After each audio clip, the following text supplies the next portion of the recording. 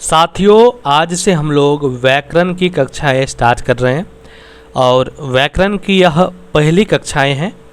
इसमें जो है हम लोग संज्ञा को देखने जा रहे हैं कि आखिर संज्ञा क्या है। संज्ञा के बारे में जितने भी आपके डाउट्स हैं वो सभी डाउट्स आज के बाद जो है वो क्लियर हो जाएंगे कि आखिर संज्ञा क्या है, इसको आप कैसे याद रख पाइएगा।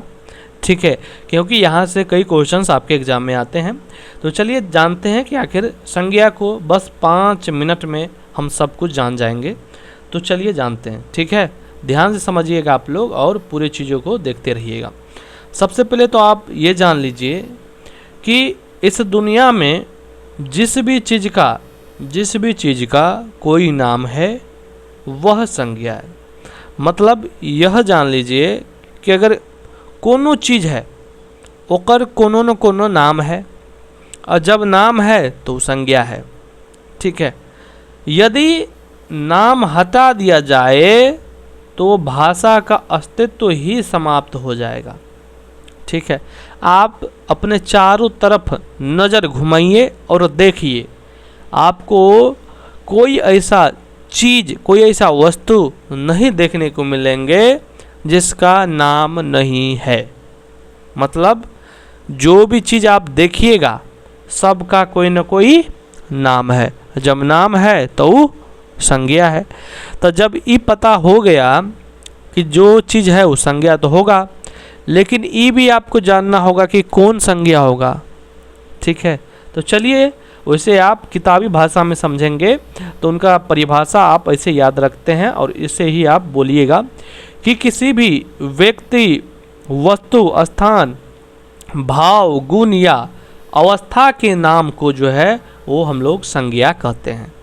ठीक है, इसे व्याकरण में जो है नाम पद भी कहा जाता है। ठीक है, मतलब किसी भी व्यक्ति, वस्तु, स्थान, भाव, गुण या अवस्था के नाम को हम लोग क्या कहते हैं? संज्ञा कहते हैं। ठीक है, सरल शब्दों में कहे तो नाम को ही संज्ञा कहते हैं, चाहे वह किसी का भी नाम हो।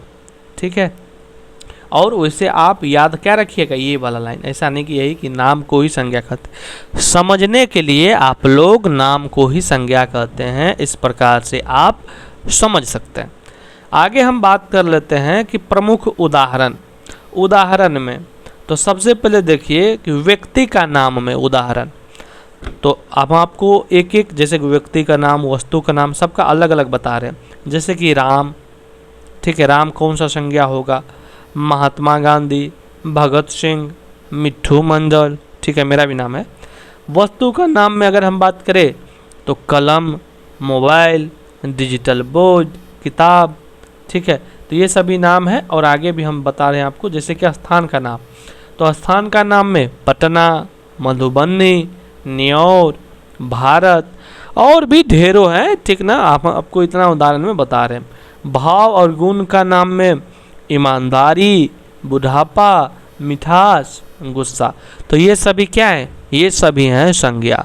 अब हमको समझना पड़ेगा कि पटना कौन सा संज्ञा है, ईमानदारी कौन सा संज्ञा है। ठीक है, इधर जो हम आपको मिट्ठू मंडल बताए वो कौन सा संज्ञा है। तो चलिए समझते हैं।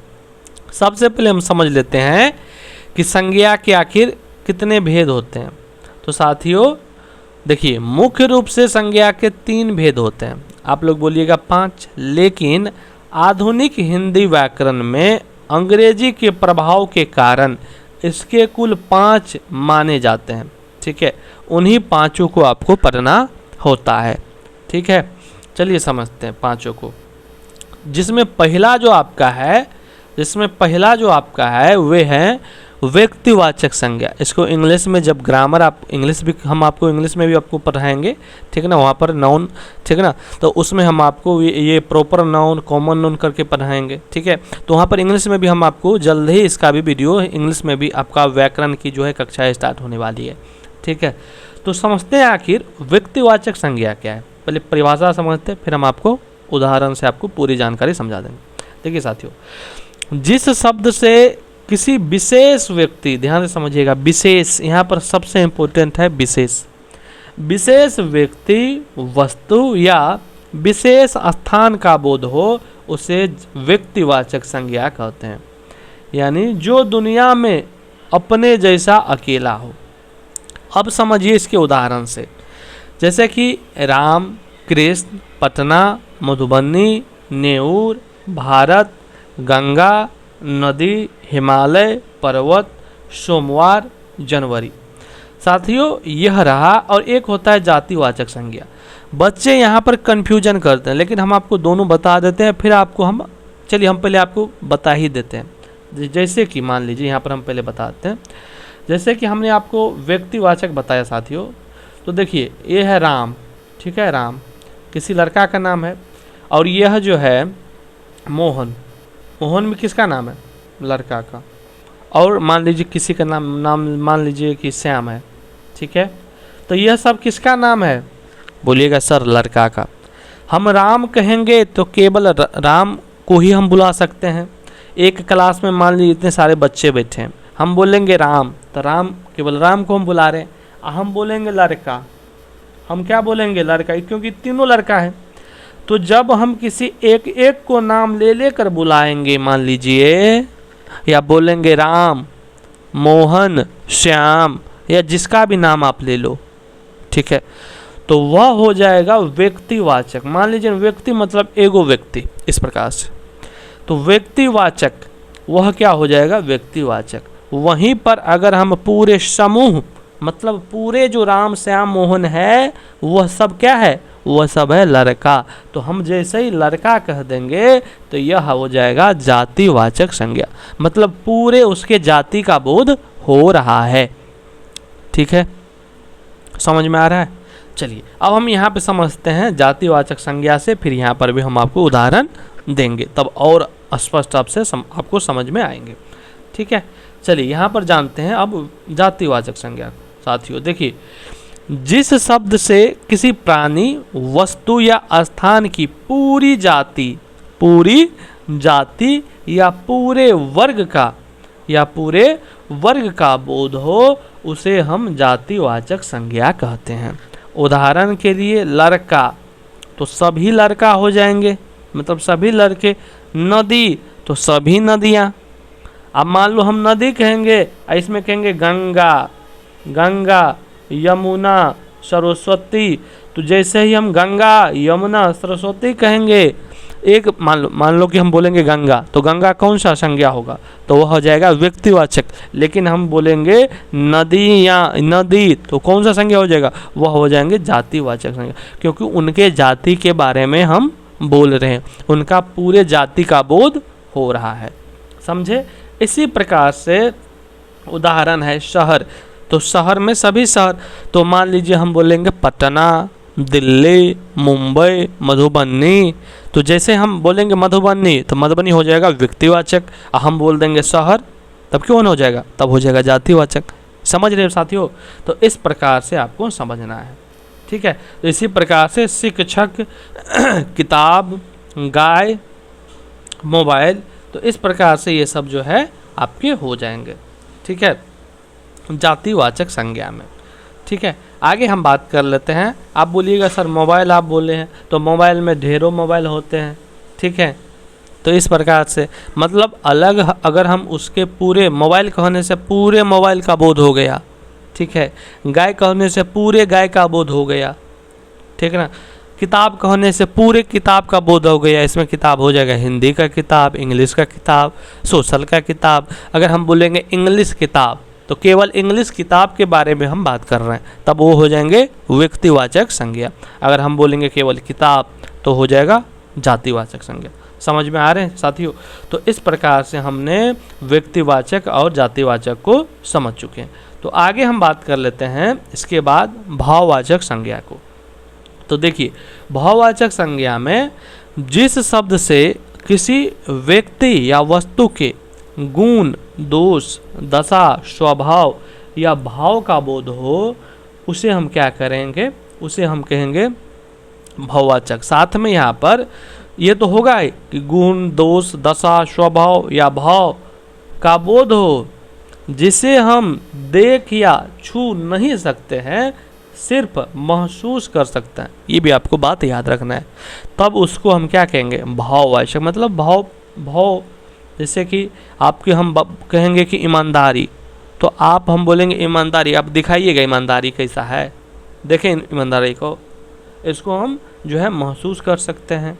बुढ़ापा, अब बताइए, जवानी, बचपन, मिठास, शत्रुता, प्रेम, गुस्सा, चौड़ाई, तो ये सब आपको जो है इसका गुण है, किसी का दोष है, किसी का दशा है, किसी का स्वभाव है वह अच्छा है, ठीक ना, किसी का भाव है, ठीक ना। तो इस प्रकार के जो होंगे उनको हम क्या कहेंगे, भाववाचक संज्ञा कहेंगे। ठीक है, समझ में आ रहा है। चलिए आगे जानते हैं। आगे हम समझ रहे हैं कि द्रव्यवाचक संज्ञा। ठीक है, तो जिस संज्ञा शब्द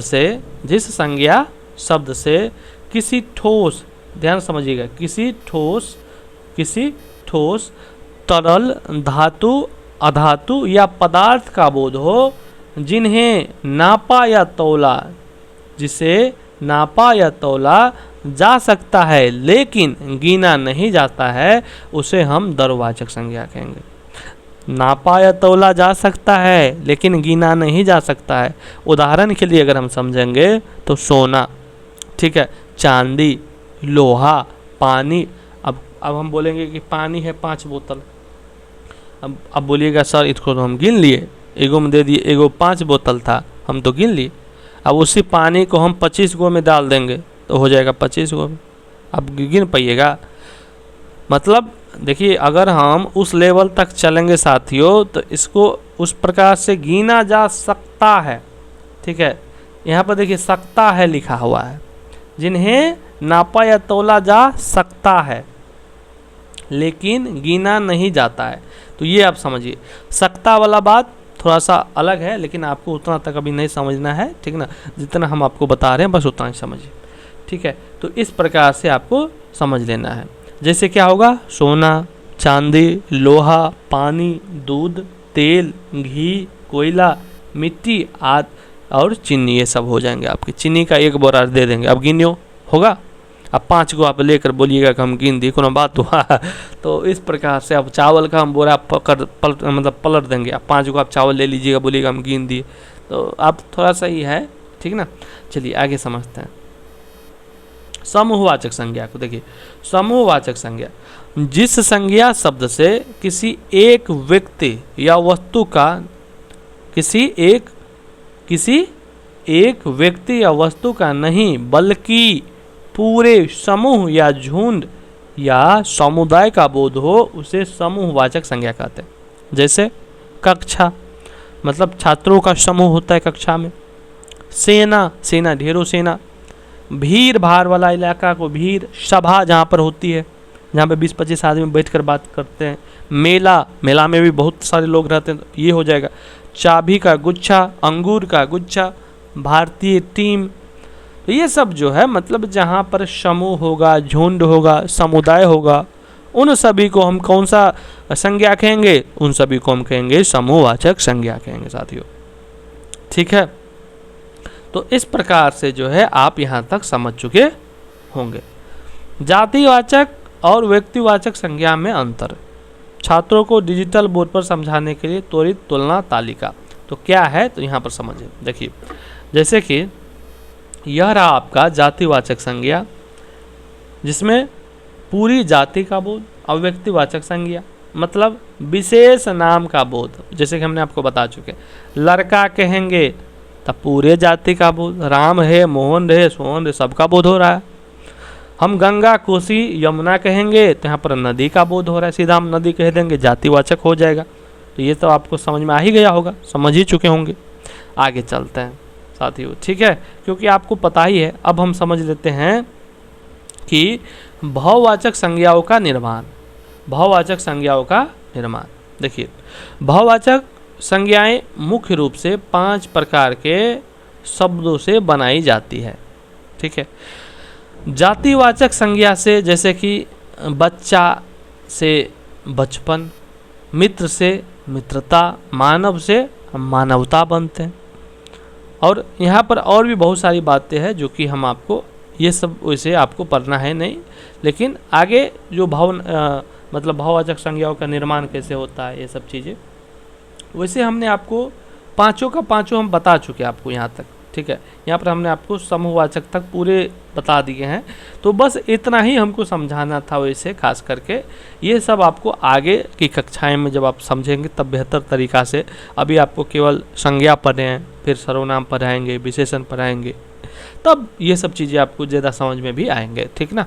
तो अभी और एक यहाँ पर बहुत अच्छा उदाहरण भी यहाँ पर हम आपको बता रहे हैं। देखिए, जैसे कि परीक्षा के लिए विशेष टिप कि कभी कभी जो है वो व्यक्तिवाचक संज्ञा का प्रयोग जातिवाचक के रूप में होता है। जैसे आज भी देश में जयचंदों की कमी नहीं है। यहाँ जयचंदो शब्द किसी एक व्यक्ति के लिए नहीं बल्कि धोखेबाजों की पूरी जाति के लिए प्रयुक्त हुआ है, इसलिए यह जातिवाचक संज्ञा है, ठीक है। तो यह सब थोड़ा सा जो है कॉमेडी टाइप भी था। उम्मीद करें साथियों कि आपको संपूर्ण जानकारी समझ में आए होंगे, और नियमित क्लास और नोट्स और बेहतरीन तैयारी के लिए आप जुड़े रहिए मोटिवेटर मिट्टू के साथ और JMS coaching centre near Madhubani, जहां पर आपके ऑफलाइन कक्षाएं चलती है, वहां पर भी आप संपर्क कर सकते हैं, आ सकते हैं, अपनी पढ़ाई कर सकते हैं। साथियों, उम्मीद कर रहे हैं कि इस वीडियो को देखने के बाद आपका सारा डाउट्स क्लियर हो गए होंगे संज्ञा के बारे में। वीडियो कैसा लगा है ज़रूर बताइएगा। आगे हम इसी प्रकार से आपके सभी टॉपिक को लेकर आएंगे और बेहतर तरीक़ा से बताने का काम करेंगे। धन्यवाद।